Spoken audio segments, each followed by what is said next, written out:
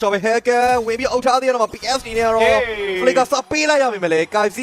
ဒီချိန်မှာလဲ Flay တွေကြားထဲမှာထပ်မံပြီးတော့အဆုံးသက်သွားနိုင်ခဲ့ပြီဗျာပြောပါတယ်မျက်တောင်မခန့်နဲ့လို့နော်ကျွန်တော် blink တောက်လျှောက်ဆိုလို့အလုံးလုံးနေတဲ့ကြားထဲမှာရောင်ကလာဒီကို started objective ကို skewer လုပ်ဖို့အတွက်ကတော့ 100% အောင်တော့ချိန်သေးတယ်ကနေ6မိနစ်ကိုတောက်လျှောက်ဆိုနေတွေ့ရတော့မှာ surprise နမ်စလန်ပေးလိုက်ရတယ်မှာ SMG ပြန်လေပြီးတော့ပဲ Valkyrie slash လေး Valkyrie dance လေးနဲ့ပြန်ပြီးမင်းနေရကြားထဲမှာ blink စတင်ကာလေးသာဝင်လိုက်မယ်ဆိုရင်တော့ KA တမ်းပြီးတော့ပျောက်သွားခဲ့မှာဗျာနောက်မှလည်း Flay တွေပြင်ပြီးသုံးထားသေးရဲ့နောက်မှာ9ယောက်2ယောက်ဆိုပြီးတော့ပိတ်မိနေတဲ့အနေအထားတစ်ခုမှာ Violet Test တွေတက်ကနေနေပဲ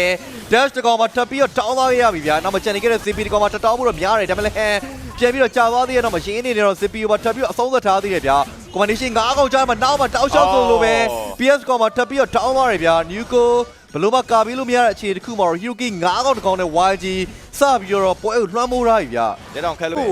့ဖြတ်လို့မရတော့ဆိုတော့လေကောင်းကောင်းကြီးနားလေဝိုင်း3မိနစ်ကနေ6မိနစ်ကိုတောက်လျှောက်ဆိုနေတွေ့ရတော့မှာ surprise နမ်စလန်ပေးလိုက်ရတယ်မှာ SMG ပြန်လေပြီးတော့ပဲ Valkyrie slash လေး Valkyrie dance လေးနဲ့ပြန်ပြီးမင်းနေရကြားတယ် blink စတင်ကာလေးသာဝင်လိုက်မယ်ဆိုရင်တော့ KA တမ်းပြီးတော့ပျောက်သွားခဲ့မှာဗျာနောက်မှလည်း Flay တွေပြင်ပြီးသုံးထားသေးရဲ့နောက်မှာ9ယောက်2ယောက်ဆိုပြီးတော့ပိတ်မိနေတဲ့အနေအထားတစ်ခုမှာ Violet Test တွေတက်ကနေနေပဲ dash တကောင်မှာထပ်ပြီးတော့တောင်းသွားရပြီဗျာနောက်မှကျန်နေခဲ့တဲ့ CP တကောင်မှာတောင်းဖို့တော့များတယ်ဒါပေမဲ့လည်းပြန်ပြီးတော့ကြာသွားသေးရဲ့နောက်မှာရင်းနေနေတော့ CPU မှာထပ်ပြီးတော့အဆုံးသက်ထားသေးတယ်ဗျာ combination 9ကောင်ကြားမှာနောက်မှတောက်လျှောက်ဆိုလိုပဲ PS ကောင်မှာထပ်ပြီးတော့တောင်းသွားတယ်ဗျာ Nuko ဘလို့မကာပြီးလို့မရတဲ့အခြေတစ်ခုမှာတော့ Hiroki 9ကောင်တကောင်နဲ့ YG စပြီးတော့ပွဲကိုလွှမ်းမိုးထားပြီဗျာလက်တောင်ခက်လို့ဆိုလို့ရှိရင် Ali King ကတော့သူ့ရဲ့လုံးဝအပိုင်ဆုံးအချိန်တစ်ခုလို့တော့ပြောလို့တော့ရတယ်ဗျာသူ့ကိုဖြတ်မဲ့လူကလည်းလုံးဝမရှိသေးလို့ glowing one နေနော် dominant ice တွေထပ်ပြီးတော့လိုအပ်နေတဲ့အနေထားမှာတော့ရှိတယ်ဗျာဒီမှာ Tether Strike စပြီးတော့ပေးထားသေးရဲ့နောက်မှာတော့ Tsunami Slam Purify ပြောင်းထားတဲ့အောက်မှာတော့ 2 with the one မှာတော့ Zippy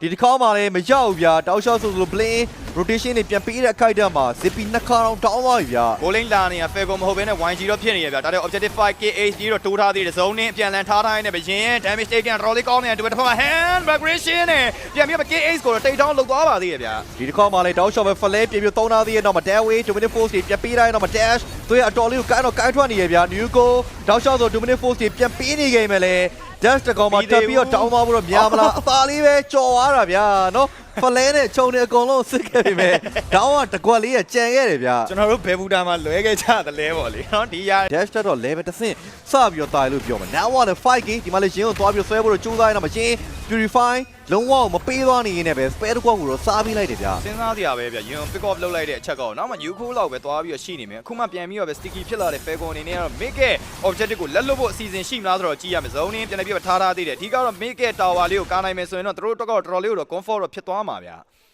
အောင်လဲကလည်းကျွန်တော်ပေးရဖို့တော့များတယ်အပေါ်လိုင်းကလည်း blink ကတောက်လျှောက်ပြန်ပြီးတော့တွန်းနေတာဆိုတော့အလဲကွဲပဲဗျာ Falcon Esport အနေနဲ့ game number 1 ထား game number 2မှာပို့ပြီးတော့ bro နေရလို့တော့ကျွန်တော်ပြောရလိမ့်မယ်ဒီပွဲမှာ Farah Mid လေးဆိုလို့ကျွန်တော်မှဒီထက်နည်းနည်းပို့ပြီးတော့အဆင်ပြေနိုင်တယ်နော်အဲ့ဒါလေးတော့မစိုးဘူးဒါပေမဲ့ကျွန်တော်တို့ PS ရဲ့ Hero Pool ကလည်းသွားပြီးတော့ရှီကောင်းရှိနိုင်တယ်အဲ့ဒါလည်းဟုတ်တာပဲနော်ဆိုလဲဒီ mid lane ကိုပြန်လဲပြီးတော့ပြောင်းရွှေ့ထားတဲ့အပိုင်းခြားရမ်းကြာနေရတော့မဟုတ်ဘူးကွာတော်တော်လေးများတဲ့ network difference ဆိုတော့ဗတ်တဲ့ကဘလို့မှဆိုင်လို့မရအောင်ဆိုင်ရှုံးပါပဲဗျာနော်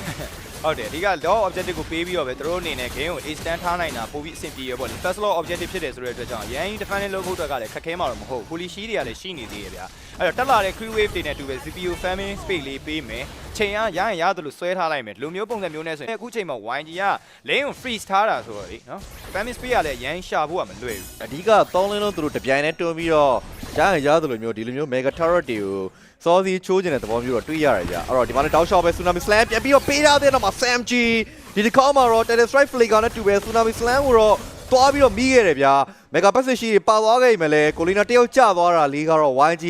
နည်းနည်းလေးတက်ပြီးရတဲ့အချိန်မှာတော့အခက်အခဲဖြစ်နိုင်တယ်ဒါမှလည်းပြောနေတော့ plane တစ်ကောင်ထပ်ပြီးတော့ပဲအဆုံးသတ်ကိုစီ hero game ပြန်ထွက်ခဲ့ရတဲ့နောက်မှာတော့3ကောင်နဲ့ high ground တက်ဖို့ကတော့တော်တော်လေးတော့မလွယ်ဘူးဗျ ZP ကတော့ fine ဝါပြီဗျာသူအဲ့လိုမျိုး shutdown key လည်းရလိုက်တယ်ပြီးတော့ hero key တကောင်လည်းထပ်ပြီးဟုတ်တယ် shutdown key ကျွန်တော်အမှန်တိုင်းပြောရရင် Samji ကိုလည်းသူလည်းရလိုက်တယ် blink ကိုလည်း shutdown key ရလိုက်တယ်ဆိုတော့ ZP အတွက်ကတော့ဒီအချိန်မှာတော်တော်လေး comfort ဖြစ်သွားပြီလို့ပြောလို့ရမယ်ဗျာ Falcon အတွက်လိုအပ်နေတဲ့အချိန်တွေအကုန်လုံးတော့ KA ရှာကြံပြီးတော့ဒီဝယ်ပေးနေတယ်အဓိကလည်းသူတောက်လျှောက်ဆိုလို့ရင်ကိုအဲ့လိုမျိုး Tsunami Slam ပေးနေတာရင်းသဘောတော့မကြောက်ဘူးဗျာဒါပေမဲ့ခုနလိုမျိုး Samji ကို pick off လုပ်လိုက်တဲ့အချက်ကတကယ်ကိုလို့တယ်အဲ့တော့ဒီ second low လဲ Falcon ဒီတိုင်းပဲပေးလိုက်ဖို့တော့များအောင်မယ်နဲ့တူတယ်ဗျနော်တောက်လျှောက်သူတို့ဒီ defensive ကိုပဲပြန်ပြီးတော့ရွေးချယ်ဖို့တော့များလိမ့်မယ်အဓိက blink ရဲ့ဒီ damage haircut ဖြစ်နေဆိုတဲ့ချက်တစ်ခုတော့သူတို့မေးထားလို့တော့မကြောက်တောက်ဗတဲ့သွားဆိုင်မယ်ဆိုလို့ရှိရင် tower တွေပါသွားတာတို့နောက်ကနေပြီးတော့ air strike 3တဲ့အချိန်မှာဝင်အုပ်တာတော့ execute နဲ့ဆိုတော့ပို့ပြီးတော့စိုးတယ် instant ကတေချာပေါက်ပြတ်မှာဗျ လို့မို့ကျွန်တော်တို့ဒီကိုပြောသလိုပဲ air strike zone နဲ့တစ်ဖက်ကနေပြီး CP ရဲ့ဒါ speedy lightweight damage တွေရှိနေတဲ့အတွက်ကြောင့် defend ကိုပဲပြန်လည်ပြီးတော့ပဲရွေးချယ်ထားတယ်ဗျ။ရောင်လာဒီကိုစ်အနေနဲ့သူတို့ရဲ့တဲရလာတဲ့ battle setup တွေကိုဒီ high ground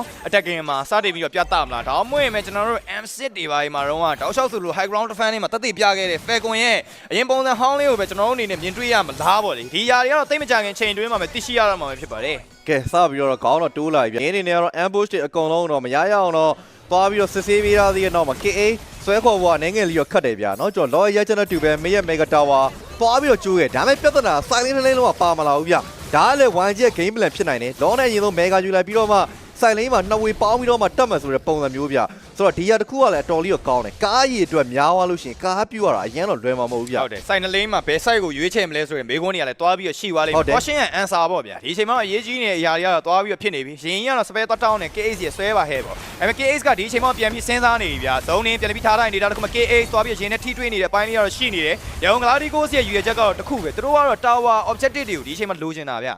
ထွက်လာပြီထွက်လာမှပဲရတော့မှာဗျဒီ low objective ကိုသူတို့အနေနဲ့နည်းနည်းလေးတွားပြီးတော့ကန်ဆန်းခြင်းနဲ့နော် lucky draw လုပ်ချင်တယ်ဆိုတဲ့ပုံစံမျိုးကတွားပြီးတော့တွေးရတယ်ရင်းတောက်လျှောက်ဆိုလေ initiating လောက်ထိုင်နေတာတခုမှခိုင်းစီးပြန်ပြီး land flare ပေးတိုင်းနေပဲ new code တယောက်ကတော့ကြံနေခဲ့တယ်ဗျဒါပေမဲ့ Falcon အသင်းရဲ့ sticky form တခုတွားပြီးတော့ရှိနေရဆိုတော့ရောင်ဂလာဒီကိုစ်အနေနဲ့ကောင်းကောင်းသတိထားမိသလိုတစ်ဖက်မှာလည်း low objective ပဲဆိုင်အောင်မယ်ဆိုတဲ့အတွက်ကြောင့်နှစ်သိန်းလုံးကတော့စိတ်လျှော့ထားပါသေးတယ်နော်ကောင်းကောင်းပြီးတော့နားလည်နေဆိုတော့ battle လေးပဲစပြီးတော့ initiate လာဒါပေမဲ့ KH ကသူစပြီးတော့ pick off လုပ်ဖို့အတွက်လူကျွေးရတော့မယ်ရင်းနဲ့ခိုင်စီးနေက front line နဲ့မှာဝင်တိုးနေတာဗျတရားနည်းနည်းတော့စားပြတော့ fine တစ်ယောက်ကလိုက်ထောင်းနေတဲ့အနေအထားတစ်ခုမှာ KH လည်းလောက်ကတော့ပြန်ပြီးတော့ပြောင်းမယ်အဲ့တော့ကျင်းနေပါတယ်ဒီလောက် objective ကိုပေးပြီးတော့ပဲသူတို့အနေနဲ့ defend တစ်ခုကိုပြန်ပြီးတော့ခေါင်းတယ်မယ်ဒါပေမဲ့ Maxman ဆိုတဲ့ land ကိုပဲဆက်လက်ပြီးတော့ရွေးချယ်မယ်ကဲဘာလုပ်ကြမလဲလောကတော့တတိယကြိမ်မြောက်လောဖြစ်သွားခဲ့ပြီဗျာဒီလောရဲ့ impact ကတော့တော်တော်လေးများတဲ့အထက်မှာတော့ပါတယ်ပေါ့နော်ဆိုတော့ဒီစောင့်နေ second မိနစ်20ကျော်အထိဒါ Falcon အနေနဲ့ကောင်းကောင်းတောင်းနိုင်ခဲ့မယ်ဆိုရင်တစ်ဖက်ကနေပြီးတော့ YG ဒါ high ground တက်လာတဲ့အချိန်မှာတေပြောက်များသွားခဲ့မယ်ဆိုရင်တော့ Falcon ကတစ်ခါလေးပွဲကိုတန်းအံ့နိုင်မယ်အနေထားမှာတော့ရှိတယ်ဒီရတဲ့ဒါ CH အနေနဲ့ကတော့ဒီအချိန်မှာတော့သူတို့အနေနဲ့တက်လာဖို့အတွက်တကယ်ပဲရွေးချယ်တော့မလားဆိုတော့ကြည့်ရမယ် new code စတင်ပြီးတော့ initiating လုပ်ဖို့အတွက်ကတော့ကြည့်နေတယ် Falcon အသင်းအနေနဲ့ကသူတို့ decision making တစ်ခုတော့ chain တွေပေါက်ကိုတော့ချပြီးသားဗျမလောက်ဘူးပေါ့လေနော်အလှမ်းဝင်းနေတဲ့အနမ်းလေးကိုတော့ပေးဖို့အတွက်ကတော့မကြိုးစားတော့ပါဘူးကဲเนาะဒီမှာလဲရတဲ့ကောင်တော့ပြေးပြီးတော့ဖမ်းဖို့တော့ကျိုးတော့ကြိုးစားနေတာဗျာနောက်မှလည်း flare လေးပြင်ပြီးတော့သုံးထားသေးရဲ့နောက်မှာ